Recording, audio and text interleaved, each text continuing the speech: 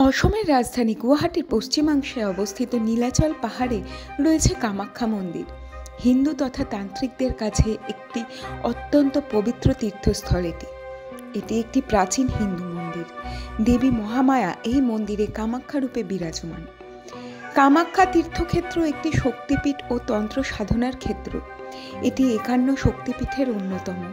কথিত আছে এখানে সতীর দেহত্যাগের পর বিষ্ণুর সুদর্শন চক্রে যোনি ছিন্ন হয়ে পড়েছিল। অসমের দিশপুর থেকে প্রায় 7 কিলোমিটার এবং নীলাচল পর্বত থেকে প্রায় 10 কিলোমিটার দূরে অবস্থিত এই মন্দির। মন্দিরের ভেতরে রয়েছে একটি কুণ্ড, সেটি ফুলে ঢাকা, যদিও তা থেকে জল তোলা যায়। এই মন্দিরকে ঘিরে অনেক রয়েছে গোপন রহস্য, যেগুলি শুধু আপনিই নন, সারা বিশ্বের কাছেই অজানা। ভক্তদের কাছে কামাখ্যা দেবী অত্যন্ত জাগ্রত।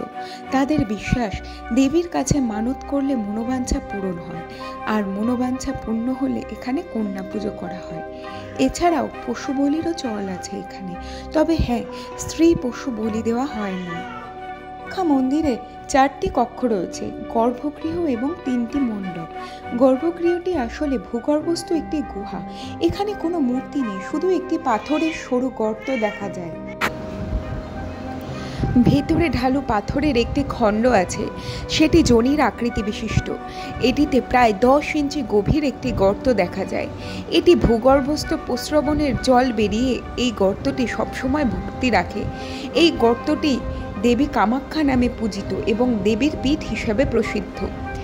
কামাখ্যা মন্দিরের চত্বরের অন্যান্য মন্দিরগুলিতে একই রকম যোনি আকৃতি বিশিষ্ট পাথর দেখা যায়, যা ভূগর্ভস্থ প্রস্রবণের জল দ্বারা পূর্ণ থাকে।